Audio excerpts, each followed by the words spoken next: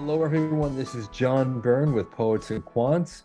We have a special webinar for all of you would-be applicants to highly selective MBA programs. We're hosting Admissionado's two master teachers, coaches, and we're going to talk about, are you there, M7? It's me, borderline GMAT, or non-traditional applicant. So if you are, in fact, a non-traditional applicant, or if in fact you have perhaps a GMAT average that's below the class average or right on it, how do you differentiate yourself from the crowd?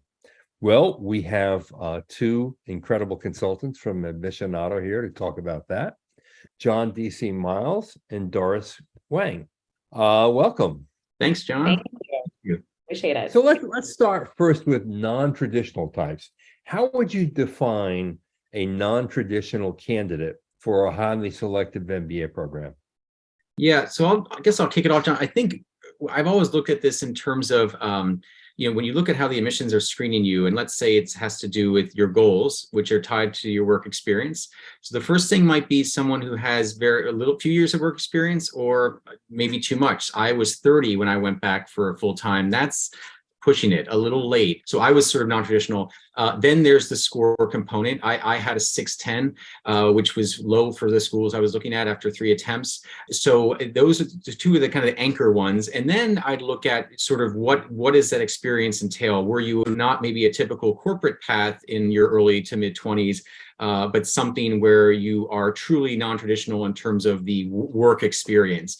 And then the question then becomes is how do you articulate or translate that into something that makes sense relative to someone coming from a Deloitte or an Apple or whatnot. So I tend to look at it like from those 4 pieces. Yeah, I agree with John. I think more specifically industry-wise, we think of traditional applicants as those being coming from perhaps the big feeder industries like management consulting or finance of some sort. Nowadays we see more applicants from tech. I would say 10 years ago, tech might have been considered a little bit more alternative of a background than it is now. Nowadays, I think it's more commonplace. But if you fall outside those industries, I think many folks self-identify as non-traditional. Yeah, totally makes sense. And in terms of a borderline profile, how would you define someone who falls into that category? John mentioned at the beginning, if your GMAT score or GRE score, because I'm also seeing more applicants nowadays who are opting for the GRE instead of the GMAT, if that is below or significantly below the median for the schools that you're targeting, I would call that borderline. I think we typically advise clients that if your score is at or above the median, you don't need to keep retaking the test. So I think if that's not the case for you, then I would consider that to be a borderline score. Would you agree, John? Yeah, definitely. And I think, the GRE is a great point, Doris. I'm seeing a lot more of that too. The question, I think maybe 5 or 6 years ago was maybe it was a little bit more of a, oh, you're taking the GRE. But now that you've got GRE averages being reported, the conversion tables are much more robust. I think another kind of aspect would be someone who they have trouble sort of articulating or their work experience. So maybe they jumped around a lot over 3 or 4 years and they never really had any stasis anywhere or any tenure. Schools I find applicants that have some stickiness to where they've been, that they have some tenure and have been promoted and have trajectory. So I've worked with folks that we've had to, consultant to services, back to operating or back to consulting, and trying to figure out how to package that. I think it becomes borderline to me because it's a tough story to kind of articulate, especially when you're looking at the goals. Yeah, right. And I imagine that for non-traditional or borderline types, there are common myths regarding M7 admissions policies.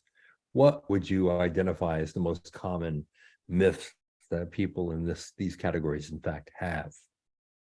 I think the biggest one is a lot of folks feel that they're not going to be competitive and that maybe they shouldn't even bother applying. Why would an admissions committee member look at me if I'm borderline, if I'm non-traditional, right? And I can understand where that concept comes from because it feels like you have a bigger hill to climb, perhaps. And John and I can speak in a little bit about strategies to climb that hill. It's not impossible. It does take some extra elbow grease and some extra soul searching. But I think that's where that's to me the biggest belief or misbelief that comes for this group of folks. Yeah, Yeah, because you look at a class average or median in terms of a standardized test score, obviously it means that half the people scored less than that number, right? Yeah, that's right.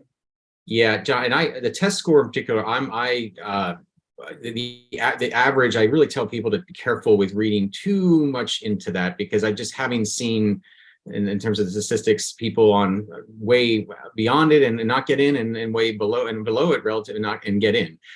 This idea of looking at your profile in terms of ingredients in the recipe, this is an analogy I use, and that everyone usually, from what I've seen over the years, someone has some weak point, whether it's not a lot of extracurriculars, a few years of work experience, too many years of work experience. It's very rare that I see someone that kind of has it all and it's like optimal. And so I always say, where can we kind of like cinematography, a foreground and background, what can we overemphasize and what can we kind of put in blur, like the background here in the background, and sort of and push and then package that recipe. So I think ultimately it's how it's delivered. And the ingredients are going to be different, and one may be purely weak for sure, but the M7, they have to have diverse classes, especially the larger classes like Harvard and Wharton, for example, relative to a Stanford. So they can't just take everyone coming from a certain brand name college or whatnot. And Exactly. I was going to make the same point that John just did, which is that if you think about the AdCom's job, they're there to assemble a class, right? Yes, they're there to admit individual students, but they're there to put together the composite picture. And they don't want 800 people who all come from McKinsey, Bain, and BCG, right? They don't want 800 bulge bracket investment bankers. That wouldn't make for a good learning experience. And also think about, I always use the analogy of picking stocks. That's what these admissions committees are doing. You want a diversified portfolio. You don't want to put all your eggs in the consulting and finance basket. You hope that your alumni 10, 15, 20 years from now are going to be leaders in all industries, including government, including nonprofit, including the arts, whatever it may be. So I say to students, it is a myth, because you could be that arts guy, right? Or you could be that government gal. You have to make the case, right? But you're also competing against fewer people because you are non-traditional. There's not as many people from those backgrounds applying. Now, it's often said that admissions may blink on one item. And John, you point out that there are very few, if any, perfect candidates who check every single box in admissions criteria. But it's sometimes more difficult for an admissions official to blink twice, meaning there are two significant, I wouldn't call them even red flags, but let's say, okay, I'll go back to you. You're 30 years old and your GMAT was 610. I would say that that's blinking twice. Am I right or wrong? Well, you're right. I didn't get in the first year I applied, and was waitlisted. And then I think I just went, I call the intangibles, so many emails from alums, just, let this guy in. But what I learned through that is, and I've worked with people, for example, I work with a former police officer who, there's a video online, if you Google his name, of a, sort of police, he was out of his procedure in terms of an arrest. That's very vivid. We had to overcome. He's a lawyer too, had a law degree, so we had to figure out. He did get into school, but that one, especially with the access in the public arena, and then someone else who has had multiple DUIs and is now sober and has gone through working with him right now. That's something too, and he's got other things that are dings, but there's a great story out of that and who he's become and how he's changed. So I tend to look at the borderline people as how do we take even one or two things and sort of make something else so powerful that at least you'll get an interview. Right. And that's what a lot of people forget. You want to get into school, but often, unless it's the non-invite only, you've got to get that interview. So how do you create emotion around something that looks negative or as you said, is a double hit?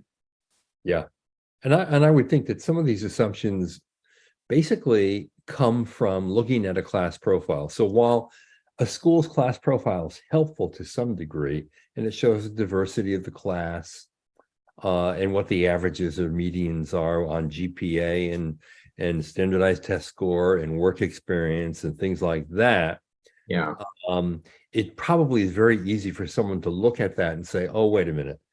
I don't really fit this class profile, therefore I should immediately disqualify myself and not even try. I would say that is, it's funny. I actually don't look often at class profiles, which don't know if that's the best thing to say, but I tend to not, because I think it might skew that kind of very approach to working with someone or trying to guide them. Because I've seen so many surprises over the years.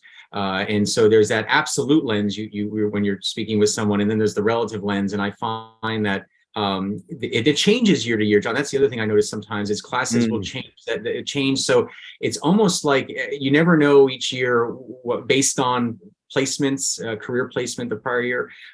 So I think it's something that is it's kind of a bit of a beacon and orienteering the profiles, but not something that anyone, like you said, should say, oh, I'm not going to look at that school, because of that.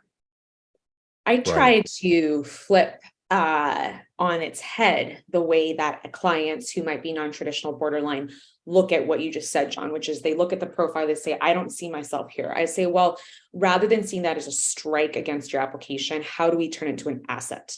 And I'm not being cute. I really do mean it. If you're, there's thousands of people who have that kind of more standard profile who are applying. Well, you're going to be compared to those thousands of people. If you're one of only, a lot fewer, much smaller number, 50 people with a very different profile who's applying, you got to stand out, but your crowd that you're standing out against is now much smaller. And so I try to give it as, how can we turn your non-traditionalness into an advantage when applying? Doris, can you think of a recent success story on that? Yeah, I can. I'll talk about a non-traditional client I just had this past cycle. She was older, so she's actually in her mid-30s already, applying for a full-time MBA program. So even more unusual than John's example. Yeah. And she had spent over a decade in television writing specifically, which is not something you see. Again, she was not an executive. She was not, on the marketing side of one of these cable companies or Netflix. She was writing the actual scripts for these television shows and had done so for a very long time, quite honestly, and did not have any of your standard sort of business credentials. So at first she came to me and said, I don't know if I have a shot. I looked into her background and said, you know what, let's do two things. One, let's look for parallels in your work experience that imitate, or I shouldn't imitate, it's probably not the best word, but that demonstrate the same types of traits or qualities that business school admissions committees look for. So for example, management. So she talked about how in some of the shows she worked for, including Saturday Night Live, as a writer, you're actually managing cross-functional teams. You're working with the camera crew, you're working with the producers. So that's very similar to a lot of corporate roles where you're managing multiple cross-functional departments. I was like, terrific, let's talk about that, right? So I looked for parallels like that. And the second thing we did is we looked for advantages. So she's interested in going into marketing, brand management roles. Well, a big part of brand management, especially nowadays with social and digital media, is about the creative aspect, right? How do you reach audiences with a message that's going to resonate? Well, guess what? If you spent 10 years writing for television, chances are you are really darn good at that creative messaging aspect. And so we talked up that part of her resume. And guess what? She got into her top choice school, which is Kellogg, and she'll be enrolling this fall. So it just took some perspective shifting in her case. The kind of job, incidentally, is pressure filled, requires tremendous discipline. And all your work is public facing, which is a whole other added dimension to the stress and the pressure you're under, probably more so than many MBA applicants in more traditional jobs, for sure. Exactly. Yeah. Exactly. And John, do you have an example of a borderline score kind of person or a non-traditional candidate? And I'll give you kind of a problem. Definitely. I'll give one that jumps a couple, but one right away. About 3 or 4 years ago, worked with a fellow who wanted to stay on the West Coast in terms of school, was a sommelier. So basically, a life in restaurants and wine. And this was tricky because man, I want that guy in my class. Okay, I'm just telling you right now. That's what I'm thinking too. California. Exactly, we're going to Napa and Sonoma together. That's exactly what I said to him. I'm like, they're going to love you. I mean, and so and he's now graduated from USC from Marshall. But to take you back to how we thought about this was, business school is social, and I don't mean it just in terms of the party sense, but just in terms of the amount of time you're interacting with people on extracurriculars, on community service, whatever it may be, and food and beverage and whatever it may be, whether you're drinking or not drinking, it doesn't matter. There's a community that goes around that, and so we came from that angle of let's sell myself as sort of someone that's going to bring people together. Forget about the wine clubs and all that stuff. That was obvious. And it worked. And part of it, what worked is, I mean, what the sommelier has to deal with too, in terms of branding and dealing with choice and trying to figure out what they're going to sell and why they make the decisions, operations. There was a lot there that to the layman like us, I just didn't know. So that's, again, why people who, the strategy phase to one's application is so critical. Another fellow I worked with was in Covenant House. So for those that don't know, he was homeless for a number of years as a teenager on the streets, somehow found his way into an investment management company through one mentor that took him under his wing. So I'm a big fan of trying in an applicant's profile that may have a story or a border or a weakness. Was there someone that helped right the ship, and can we amplify them? They don't have to be a recommendation letter writer, but just somewhere where there's some stickiness to show that you were led by someone, and you so in the process have learned how to lead. And then lastly, I just kind of talk about people that say, well, I don't work at a brand name company. And at my school, my college, didn't recruit. So I was working with someone from a school in the Midwest who somehow got a job at BlackRock in Delaware, called 300 people, whatever, they didn't recruit there. He grew up on food stamps, single mom, and we talked about the goals, and his goals were all about the student debt kind of issues. And because he never really read the disclosures well. And when he had to sign on, his mom kind of got wasted away the 401k, he had to manage the money. So this whole money management thread. So for people that may have weaknesses, I say, look at where's a thread in your life that has really motivated you, those professional goals, and see if you can run with it. Right. Oh, those are good examples. What is the process like in working with someone like yourself, Doris, when you work with an applicant who may be non-traditional, maybe borderline? How do you lead them through this process and navigate what is often a fairly, marathon journey into a business school? It's all about the foundations, John. So my colleague John mentioned the strategy phase of that work. It's foundational for any client to go through that strategy phase upfront, road mapping, diving deep. That's critical for anybody, but especially for borderline non-traditional applicants. It's like an excavation.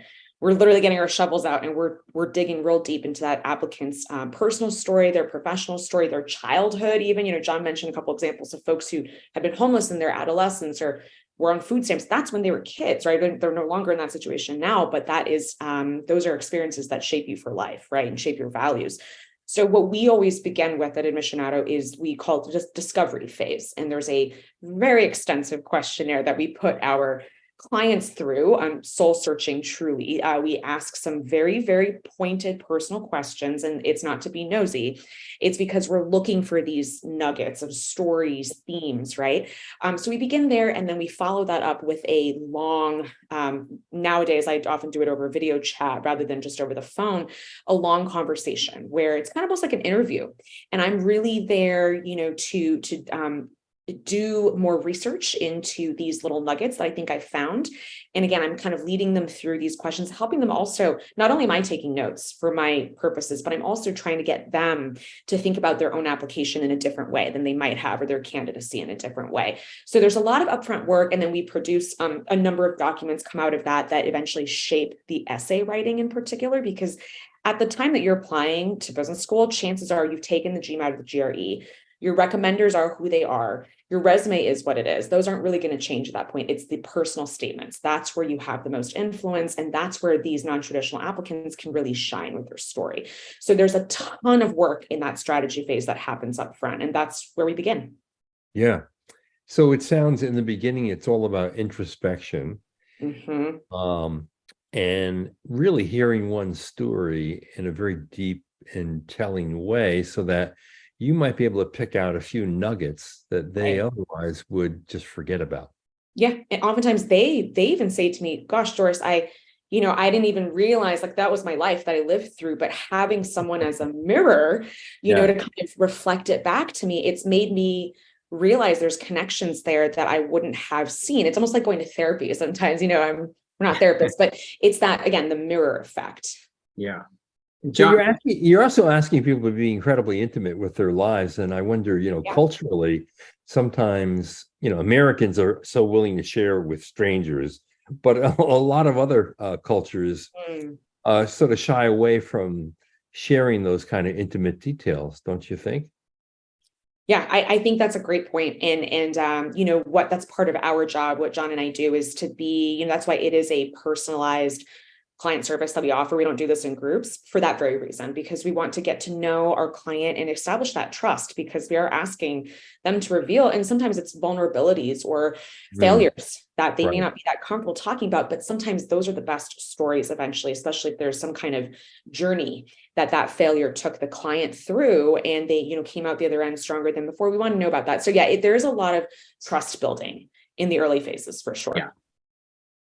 And John, you were going to add something before. Yeah, it reminded me of a client or two clients, one in particular who became had a bit of a TED Talk circuit, small TED Talks, but because of something that happened to her in university, she did get into the schools that she was focused on, but it was a tricky thing because she didn't how important, because it's there on the YouTube. It's there for people to watch her talk. It's very emotional in terms of what she experienced. But we thought that it had a place, and because I think a lot of times as Doris talks about, the shaping incidents, the shaping experience in our lives, they actually are emblematic of leadership. So a lot of applicants get this idea of leadership as being sort of the cookie cutter of I have to be managing a team or leading people, a platoon or something.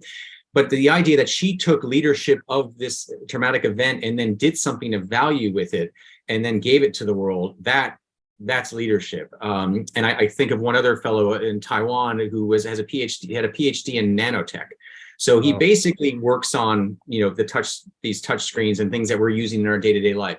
He ended up going to Oxford, which was his kind of a top choice. But what we learned in the process with that was, how do we take the tangibility of these phones that you have such that are revolutionary, and then apply that to the business, you the leader, you not just the technician. So for all of you out there that are worried about, I'm too technical in terms of the borderline or non-traditional, just look at how to take the technical aspect and shape it into something that has either a leadership element to it or some business case. Now, having worked with so many clients over a number of years, I wonder if you are still often surprised that either someone gets in to a place where you didn't expect them to get in, like it was a reach, and then someone who you think it was a no-brainer candidate who should have gotten into a Harvard or Stanford or Wharton and then Seattle London Business School, and somehow they get turned down. Does that happen? I'll start. Yeah, it happened last year with a woman I was working with who got interviews at Harvard and Stanford. Came out of the interview, said they both went really well. Very unique background, but wasn't coming from a traditional employer, let's say, a very small kind of wealth management. Did not have, a lot of, she was top of her class at a kind of an unknown school, but also a national champion in a sport, in pretty much an individual sport. So everything kind of was aligned in my view. She ended up not getting into either, but doing well in terms of MIT and Tuck and other schools and Yale. But getting the interviews at schools like Harvard and Stanford that's a big hurdle. So yeah. I was surprised, and I figured, especially after the Stanford one. So that has always, but I've seen people. I've definitely had people get into schools or not get into schools where I thought they would, but then they get into one that's values are very different, and so surprises abound. I always tell people. So. There's no such thing as a sure shot in either direction, right? Where you can say, no way, you're not getting in anywhere. You can't say that. You really can't. You also can't say you're a sure bet. And that's competitive admissions, right? Then that's not just at the MBA level, that's, law school, that's PhD programs, it's undergrad. We see it all the time. So I think so much of, what we try to encourage clients to do is to be thoughtful about their approach to applying, whether that's the number of schools they apply to, having a backup plan, whether that's a different school or a different plan altogether that may not be business school on that timeline. We encourage them to think about that, just to be pragmatic. But also it's a question that can come up during interviews. An interviewer can ask you, well, what happens if you don't get into our program? Or what happens if you don't get into any program? And, it's just like in the business world, we like to see that our executives have plan A, plan B, plan C. It's the same thing for business school. Sometimes I think it's a bit of a litmus test during the interviews, is to ask that question and see, has the applicant really prepared him or herself for any type of eventuality? And I think it's a good thing to do for your application. I think it's also a good thing for you to do for your life planning. True. And actually, John, in this an example, essentially brought to life two other borderline issues: the quality of your undergraduate institution, as well as how well known and how selective is your employer, right? Because for whatever reason, I mean, when you're dealing with very highly selective schools, where you got your degree and where you work, and how selective those two elements of your candidacy were, does matter in many cases. I wonder what, are there practical exercises, questions, assignments our audience can take home? What do you think? I mean, I think in some ways, I always phrase it in terms of the quality of the work and what you're doing. So if you're at a small asset manager or a small fintech startup, you may not be churning out the kind of assembly line machinery level PowerPoints that someone might be doing at a big, a big bulge bracket investment bank. And having come from one before I applied, I look at now resumes that I've worked at CVs, and wow, where people are sitting in on board meetings as a second year versus someone who would be an associate or vice president or whatnot. And this goes across multiple industries. So I personally don't feel that a brand name company is personally, from my experience, it should be a major relevance. Sure, you've been kind of pre-screened and pre-vetted.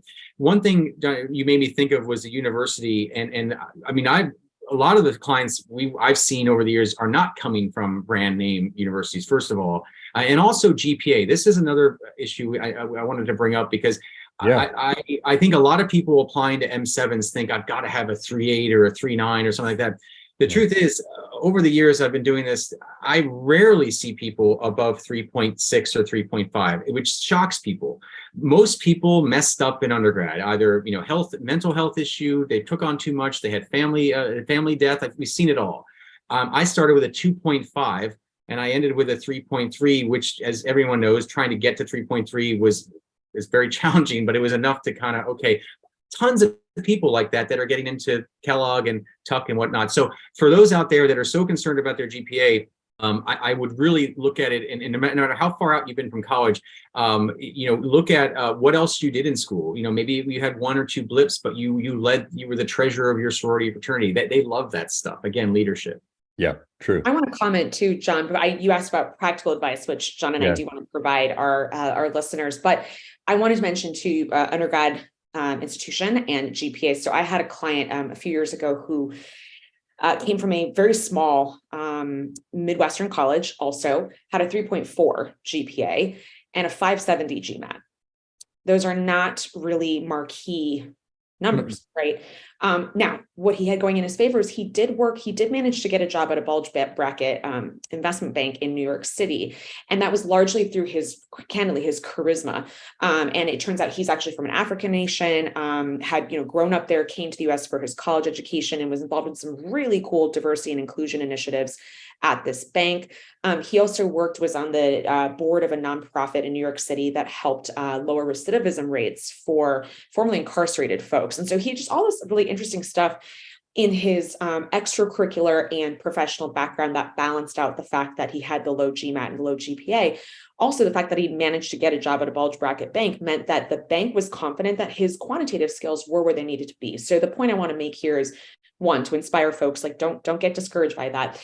Two, what other ways, if your GMAT and your GPA don't spell the prettiest picture of your academic capabilities, let's say, how else can you prove? And oftentimes it's looking at your job history. How else can you prove that you have, whether it's the verbal skills, like communication skills, writing skills, and or the quantitative skills? So in your job description or in your accomplishments at work, can you demonstrate that, like, okay, I know I blew it on the GMAT. I'm just not a good test taker, but I am perfectly capable. You know, these banks are trusting me with their clients. I'm capable of reading a P&L. How do you demonstrate that in other ways? And again, usually we look to the work experience to shore that up. Right. So we are moving into the next application cycle. Harvard and Stanford have already put out their application deadlines. HBS round one is September 6th, which is right around the corner, actually. What do you two anticipate for this coming admission season? How competitive do you think it's going to be? Yeah, good question, John. I think from what I'm seeing right now, the interest has not kind of dwindled at all relative to last year. Last kind of winter, this past winter, I saw a bunch of people, particularly in tech, we were speaking with, that had just been laid off, and this was kind of, I got to do something. Let me do a round two, or kind of cobble together something. I think we're still on a bit of a lag. I think one thing I'm noticing, just in terms of feedback and things I'm seeing on the info sessions or webinars that are going to start, and people that have been talking to admissions, the sort of the authenticity is the word I always use. They know a lot of people are throwing darts at the M7s to seeing what sticks. But this idea of not, campus visit, yeah, maybe now post-pandemic, people, but they're trying to look at people that really are either aligning their values well with the school and really are showing, look, I know you, Booth, I know you, Wharton, I know you, Keenan Flagler, and not just sort of regurgitate the website and marketing speak, and spend time interacting with alumni or students or professors. That seems to be something that in other years I haven't seen it as prevalent, but I'm kind of hearing and seeing now. Yeah, I was just going to add that, there is, if you look longitudinally in the past, right, there's often kind of a counter-cyclical nature to MBA, interest in MBA programs compared to the job market, right? And we are obviously now, compared to 12 months ago or 18 months ago in the economy, in a much softer situation. And John mentioned tech, but they're not alone, of course, in layoffs and just sort of stress, right, in the job market. So I anticipate for that reason as well that we are going to see, I don't know how big of a bump in MBA applications, but I think there's going to be a lot of folks who 2 years ago wouldn't have thought about taking time off work because they had plentiful opportunities at their employers, or at competitive employers. Now, I think business school is going to look more and more attractive in the coming cycle. Yeah. And do you two believe that if you want to apply first round, it's not too late? Not too late at all. Yeah, I mean, the earlier the better, obviously, for you to get started, because as we've said, a lot of the work that is foundational for your application happens up front. And if you try to compress that timeline of doing the introspection, that's probably going to hurt your chances in the longer term. But, it is towards the end of May, it's before Memorial Day. I always say, if I'm hearing from a prospective client in May or in June, we actually have a comfortable cushion to work with. I start to get worried if I hear from a client in like early August. I think it's a little, we can make it work, but it's probably going to be rushed and it may not be your best work product. So I would say this is the time. If you're listening to this webinar right now and you're interested in applying in round one, this is a great time. The next few weeks is a terrific time to reach out. Watch these webinars, get some information from P&Q and start doing that thinking now. Yeah, because 3+ months should be enough, don't you think? Yeah, I do. And I think part of it too is the people that are sort of, in terms of the borderline test score, maybe they take it once, maybe twice. They're like, oh, do I have time to take it again?